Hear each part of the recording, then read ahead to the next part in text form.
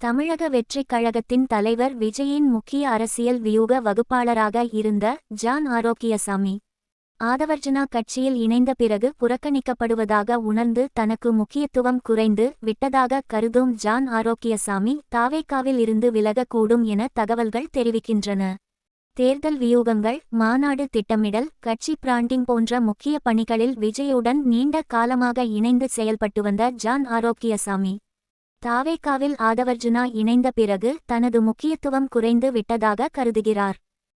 இதனால் கட்சிக்குள் கோஷ்டி மோதல்கள் மற்றும் அதிருப்திகள் ஏற்படுவதாகவும் இரண்டாம் கட்ட நிர்வாகிகள் அதிருப்தியில் இருப்பதாகவும் அரசியல் வட்டாரங்களில் பேசப்படுகிறது.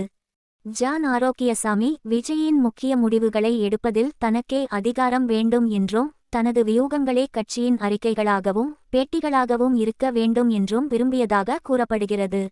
ஆனால் ஆதவர்ஜனா தன்னிச்சையாக பேசி ஊடகங்களுக்கு பேட்டிகள் அளிப்பது விஜய்க்கு ஏற்றதாக இருப்பதால் ஜான் ஆரோக்கியசாமி மனவருத்தத்தில் இருப்பதாக தகவல்கள் வெளியாகி உள்ளன.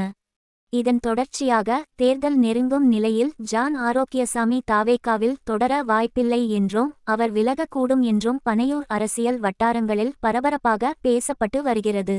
தொடர்ந்து தாவேகாவில் வந்து இணைபவர்களின் எண்ணிக்கை அதிகரித்து வந்தாலும் அவ்வப்போது தாவேகாவில் இருந்து விலகுபவர்களின் பெயர்களும் அடிபட்டு கொண்டுதான் இருக்கிறது.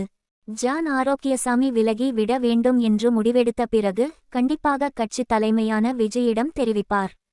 அதற்கு அவரின் பதில் என்னவாக இருக்கும்? தொடர்ந்து தாவேகாவில் பயணிக்கச் சொல்வாரா, இல்லை அவரது விருப்பத்துக்கு விட்டு விடுவாரா என்ற குழப்பமான சூழலே தற்போது நிலவி வருகிறது.